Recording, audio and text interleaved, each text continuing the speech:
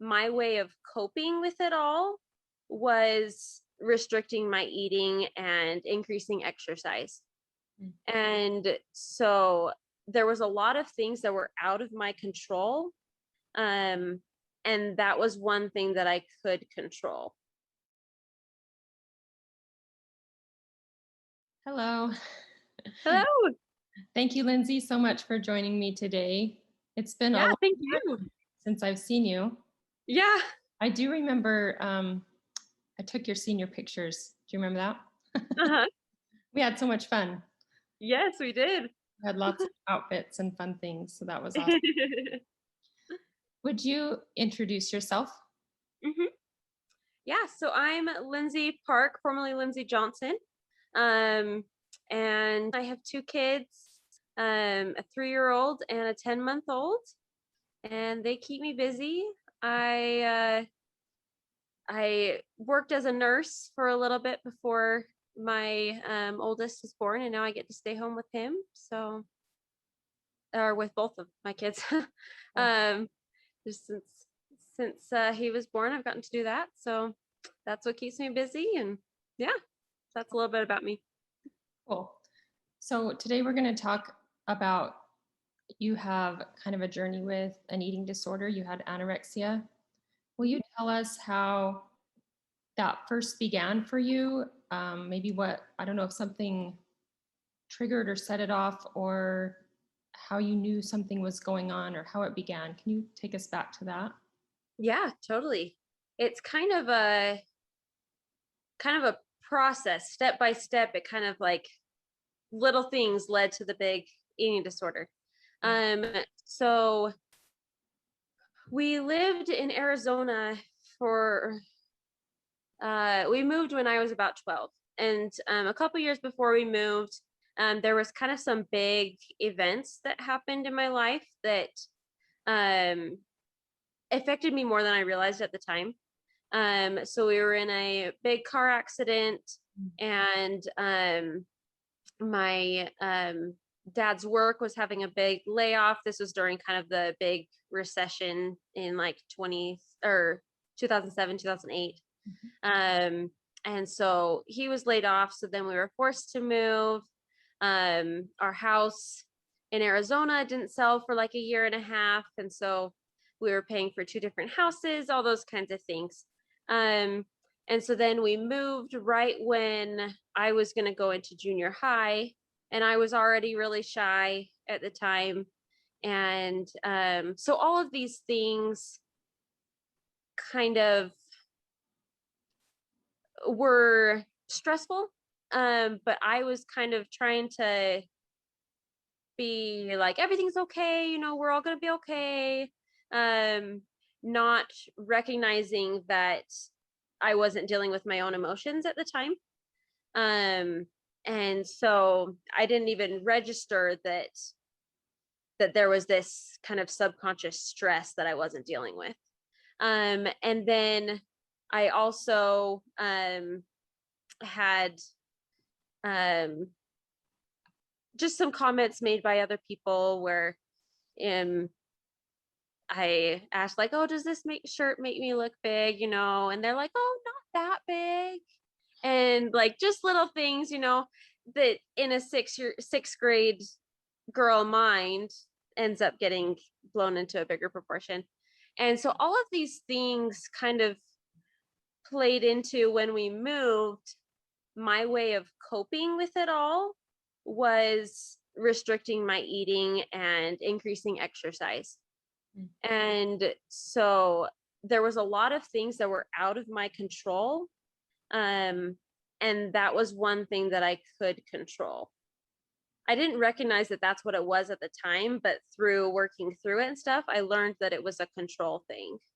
And that was, yeah, with everything going on that I couldn't control, eating, how much I ate, what I ate, how much I exercised, those kinds of things was something that I felt like I could control. And so it was more of a coping thing. And that um, progressively got worse and worse. And then when I started restricting fluids, then it started affecting more my like heart and those kinds of things. And that's when it got really bad. And I had to, I was admitted to the hospital because they were worried about my heart and those kinds of things. And weight had dropped too low and those kinds of things. So I was admitted to the hospital. Um, and was there for over Thanksgiving. So for a little bit, and then after that, went to actually an inpatient facility for a couple months. Was on a feeding tube and did therapy sessions there. Actually, did school there. So I did half of my 7th grade year in an inpatient facility, and yeah, so I was there for a little while, trying to help with the physical, getting my weight up and getting my organs okay and those kinds of things, while taking care of the psychological as well.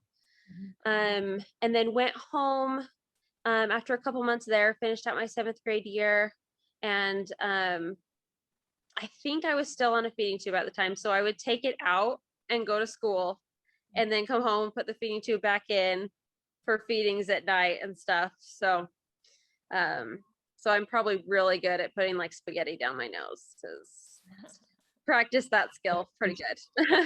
It went down your nose. You didn't have like a G tube. It was in your nose. Yeah, so it just went yep, down my nose and down to my stomach. So Wow. I learned how to take that in and out really well. So were you very secretive about this? And how did, like when you had to go to the hospital, how did that come about? Were you feeling ill, or was your mom kind of wondering if you were okay, or? So my parents were very on top of it. My parents, I tell them that they are just champions and superheroes through this whole thing. Mm. They knew that something was, that I had an eating disorder, those kinds of things. And so we had been going to regular doctor's appointments. So my primary care was on top of it as well. And we were just monitoring. But then when it got low enough and started affecting my vital organs, then that's when the doctor, I think, recommended to my parents, we need to go to the hospital. And then from there, I'm assuming that the hospital talked to them about the inpatient, but I'm not exactly sure there. But yeah, so that's so yeah, it was kind of working with my doctor, working with my and my doctor working with my parents and those kinds of things that led to the hospital. So when you went to the hospital, did you feel a sense of relief, or were you hesitant to go? How were you feeling about that experience? That's a good question. Honestly, some of this experience is kind of a blur because my mental health was just not there. um so I don't know. I don't know on that. Yeah, I'm not sure. I don't remember how I felt about that one. Yeah. But you went to the hospital and you started to recover and get better. What were some of the biggest challenges through that as you were trying to move forward and overcome this? I think some of the biggest struggles, honestly, in the inpatient ones, was just being away from my family. That was hard on me and so hard on my parents. Yeah. And that was, but honestly, I had such great support from my family. My aunts and uncles, they would call me almost every day. They had a schedule that they would call the facility, and I'd have a call pretty much every day. And then my parents would come up pretty much every weekend when they could come and visit, and they would take me to church at Primary Children's Hospital. And so honestly, such good support from them. I think another challenge was just dealing with the intense fear of gaining weight. Mhm. It's that fear was so real. And yeah, just overcoming that fear, knowing that, I needed to gain weight, but my mind would go into, well, what if I gain too much? What if I, blah, blah, blah, a lot of what ifs. And again, probably going into the control thing. Um, and so that was another big challenge for me.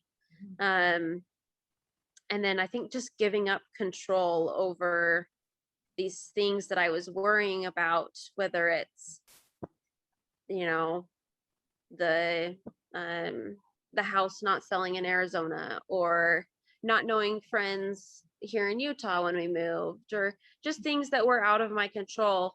I think figuring out what was in my control and what was out of my control, and letting go of what wasn't, I think was a challenge. So you brought up support and that your family was a big support to you. I'm Totally. curious how, as me, as somebody, maybe I know somebody or I have a friend or somebody that's struggling, how can I support them best? That's a great question.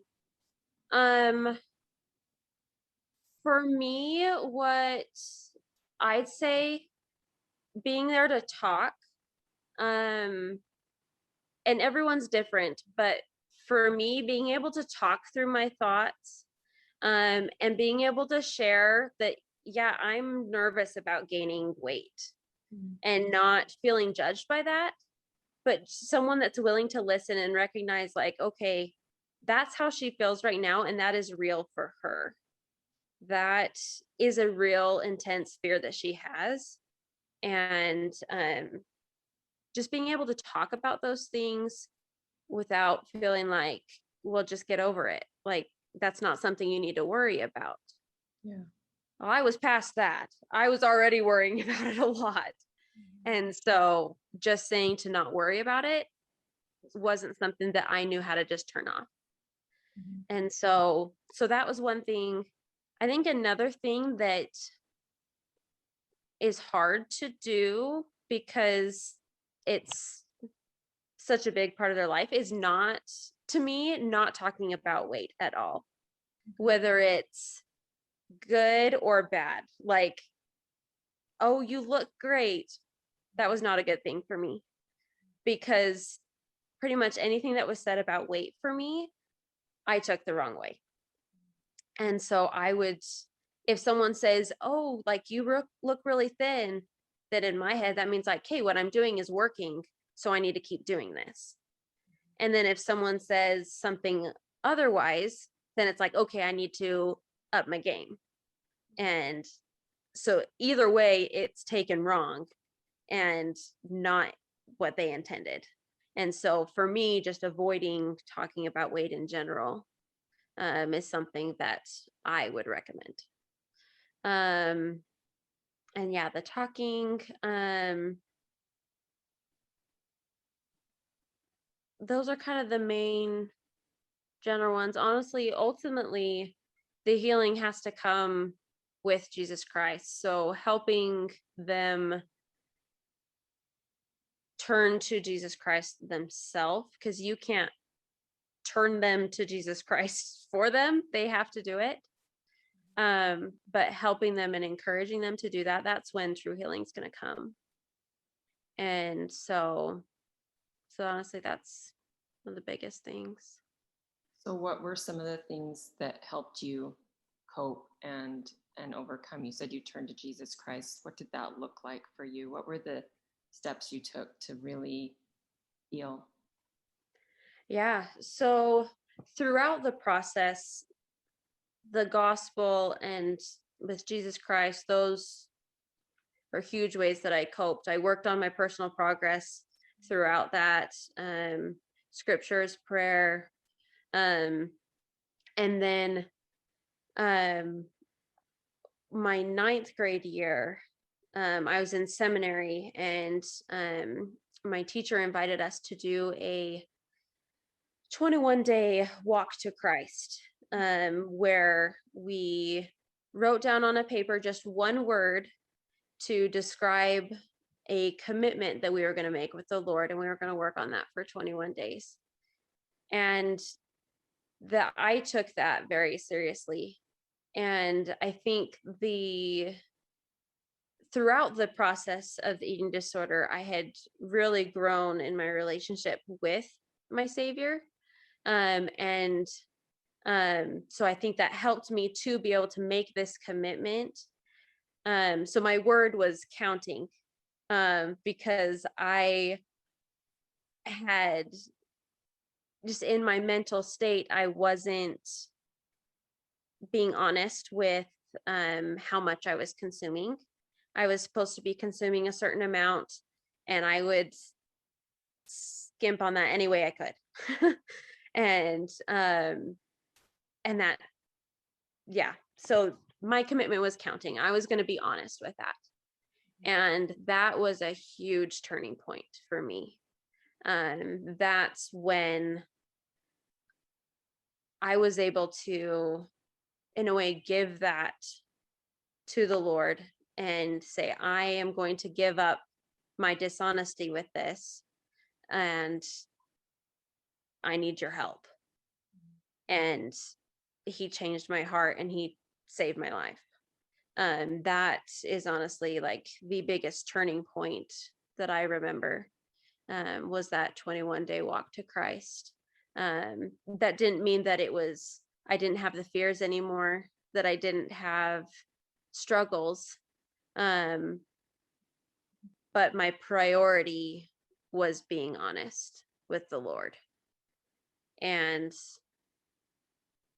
that, yeah, made all the difference. That's beautiful.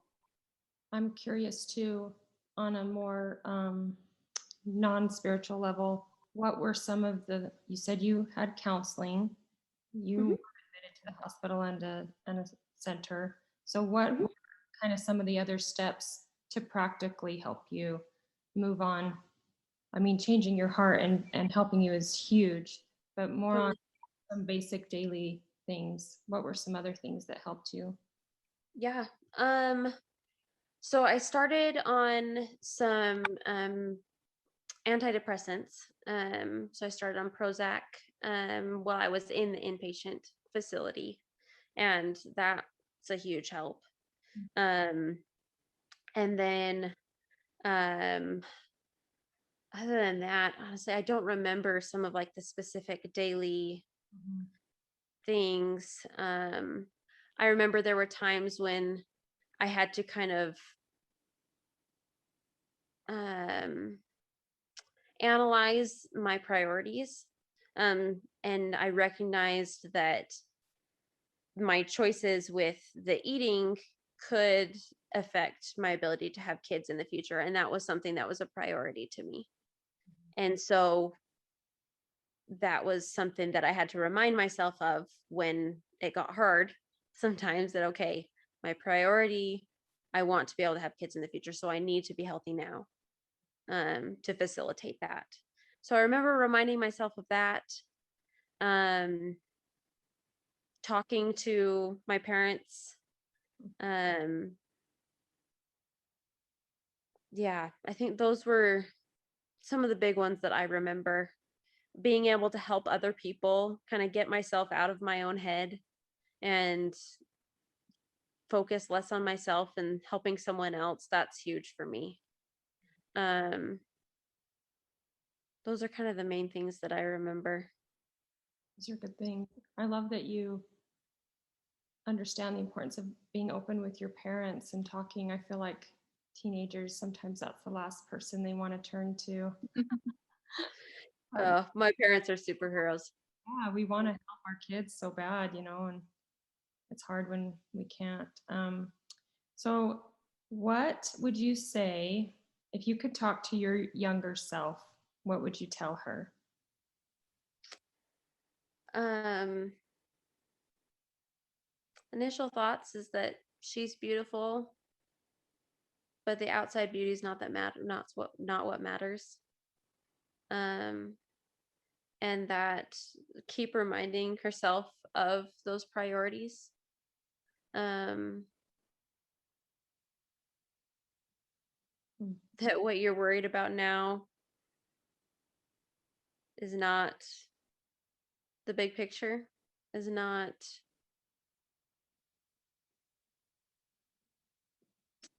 yeah, not your priority. Um, there's a lot of other things that are a lot more important. That beauty is not, health and beauty are not the same thing. And health is not, the number on a scale is not a very good indicator of health. Um,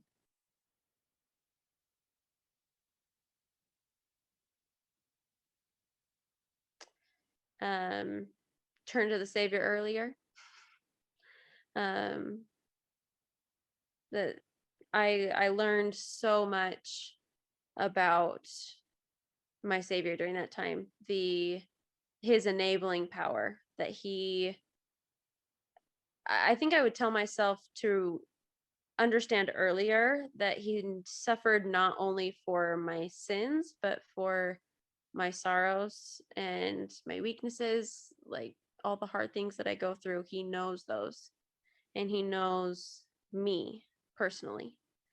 And to understand that, because that's huge. Um,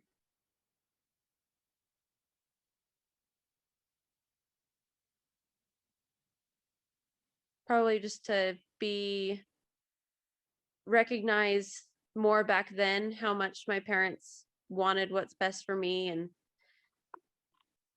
love me, and be a little nicer to them.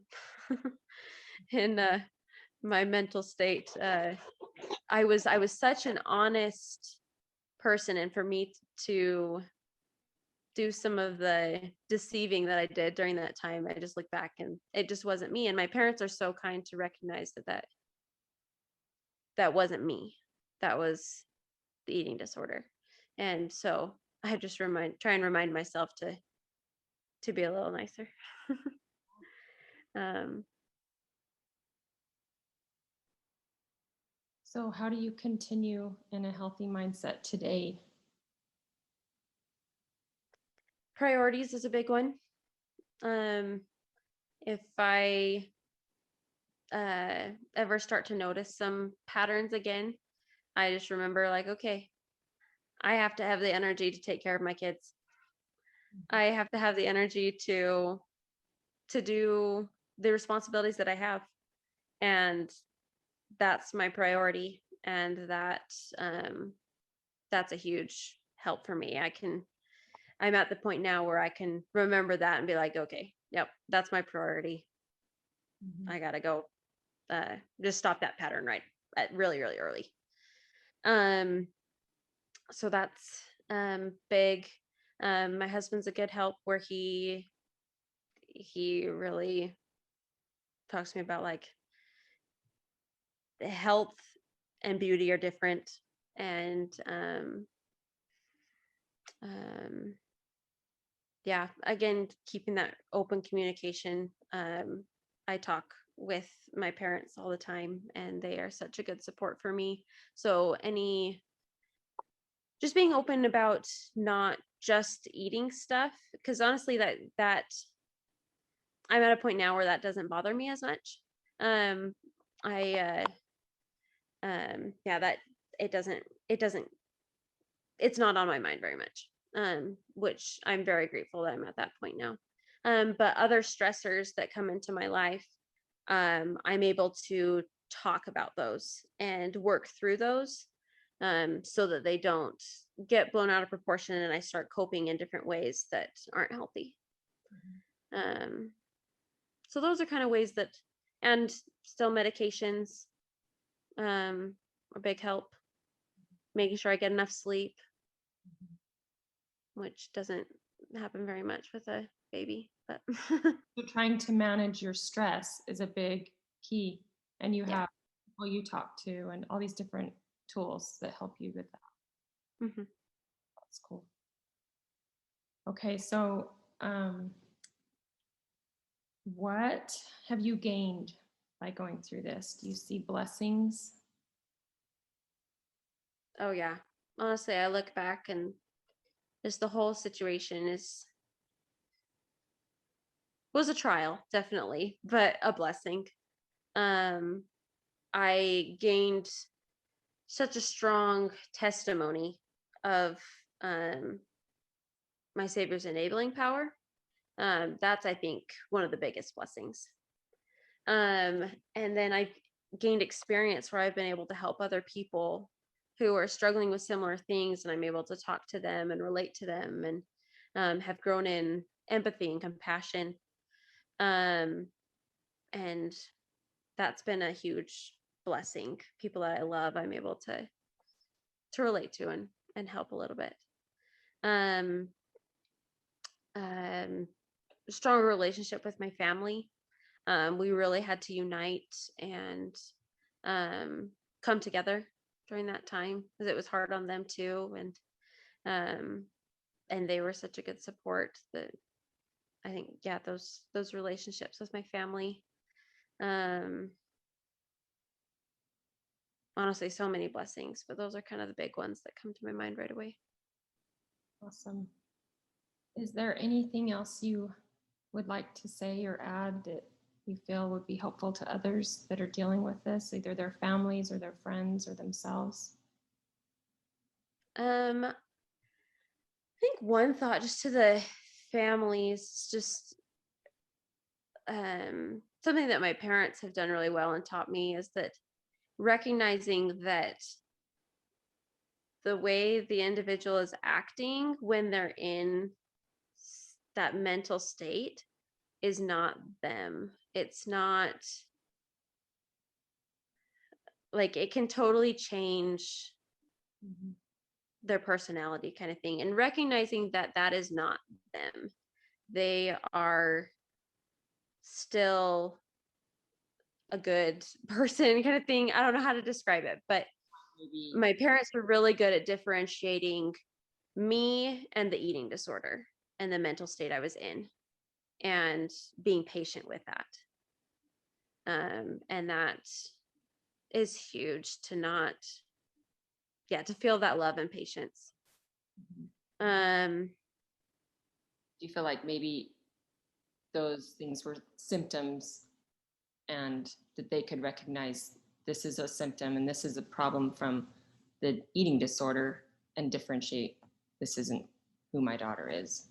yeah, yeah, But that helps people to have compassion a little bit more and not take things so personal yeah, or offended about maybe some dishonesty or why are they doing this, it's hurting all of us.